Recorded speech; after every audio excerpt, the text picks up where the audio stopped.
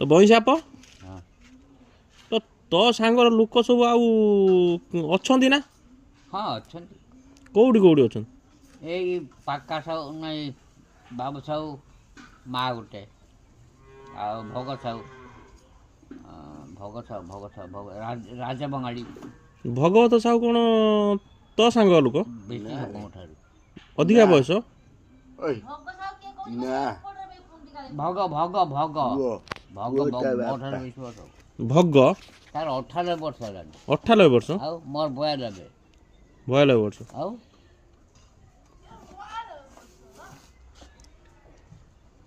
ଆଗରୁ ଏଇ ଯୋଉ ଧାନ ସବୁ ଇଏ କଣ ମେସିନ୍ ଫେସିନ୍ ଆଗରୁ ଥିଲା ନା ସବୁ? ହେ ଢାଙ୍କି କୁଟା ଢେଙ୍କି ଏଇ ଯୋଉ ଧାନରୁ ଚାଉଳ କରନ୍ତି କେମିତି କରନ୍ତି? ଢିଙ୍କିରେ କୁଟି ଆଉ ଏଇ ହଲର ଫଲର ନଥିଲା?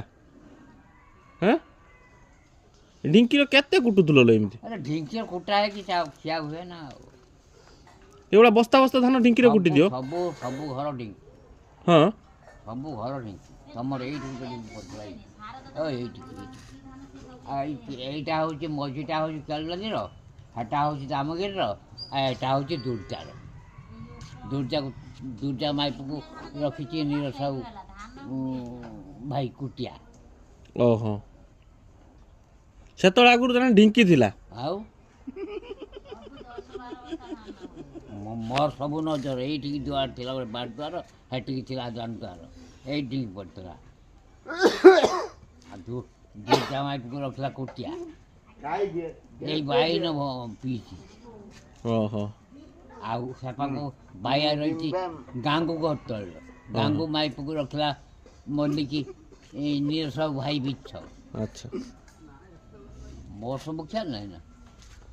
ଏଇ ଯୋଉ ଧାନ ଗୁଡାକ ଯୋଉ ଚାଉଳ କରୁଥିଲ ଏତେ ଢିଙ୍କିର କେମିତି କୁଟୁଥିଲ? ଢିଙ୍କିରେ କୁଟା ହୁଏ। କିଏ କୁଟନ୍ତି କିଏ? ପିଲା କୁଟିଏ ମର୍ଦ କୁଟିଏ ସବୁ। ତିଲା ମର୍ଦ ସବୁ କୁଟନ୍ତି?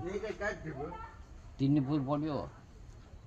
ସେ ଚାଉଳ ବାହାରେ ନା ଚାଉଳ ଗୁଣ୍ଡ ହେଇଯାଏ? ହେ ଚାଉଳ ଭାଜି ଚାଉଳ ଉଞ୍ଚା ହେଇଯିବ, ଚାଉଳ ଭାଜି ଢିଙ୍କି ଏଇଠୁ ହାତ ବାଟ ନମ୍ବା ମୋଟା କାଠ ଛାଇକି ତା ନାଞ୍ଜି ହେଇଥିବ, ତାର ଗୋଟେ ମୁସୁଣି ନାଗିଥିବ, ଲୁହା ଖଣ୍ଡେ ନାଗିଥିବ ତା ମୁସୁଣି ଦିଅର, ଗୋଟେ ଖୋଳ ହେଇଥିବ।